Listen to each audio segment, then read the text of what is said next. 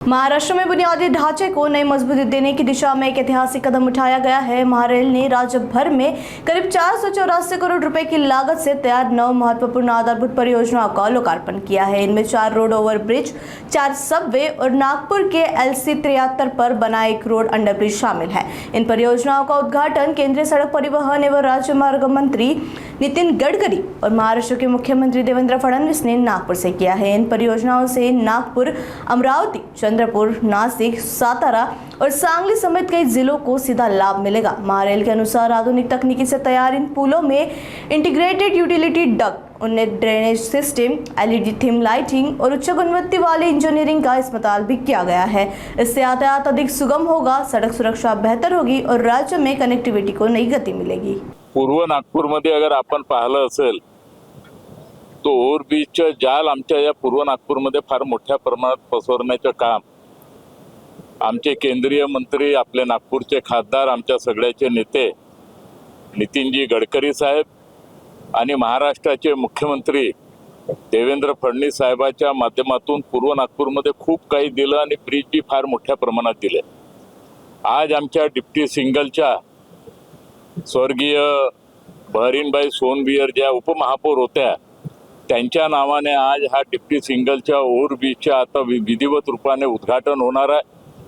हा नागपूर शहरातला एकमेव ब्रिज असा आहे का ज्याच्यामध्ये लाइटिंग पहा, पोल पहा आणि जितकं सौंदर्यकरण चांगलं महारेलच्या माध्यमातून करता येईल त्या ठिकाणी केलं आहे।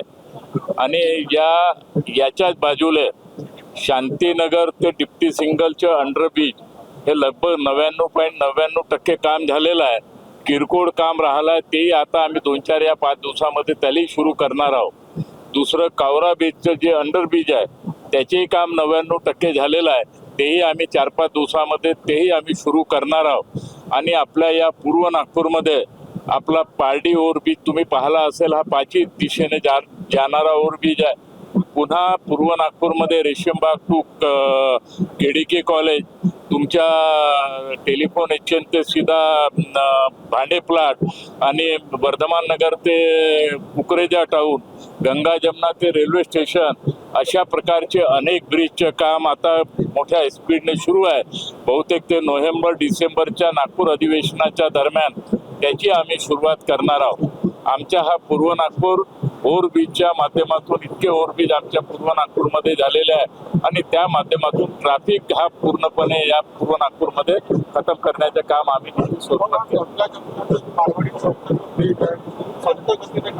नाही, आता त्याची गती वाढलेली आहे आणि हे सगळे ब्रिज जे काम सुरू आहे डिसेंबरच्या अधिवेशनामध्ये त्याचे उद्घाटन आम्ही करणार। पूर्व नागपूरला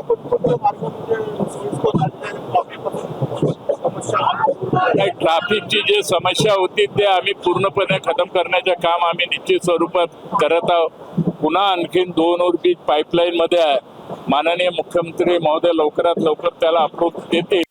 गंगाबाई घाट ते वैष्णोदेवी चौक आणि संघर्ष नगर भांडेवाडी ते खरबी पर्यंत हे 2 लेनचं प्रपोजल महारेलच्या वतीने त्यांना सादर झाला आहे। बहुतेक त्याची मान्यता लवकरात लवकर मिळाल्यानंतर तेही आम्ही ओव्हरब्रिजचे काम सुरू करणार।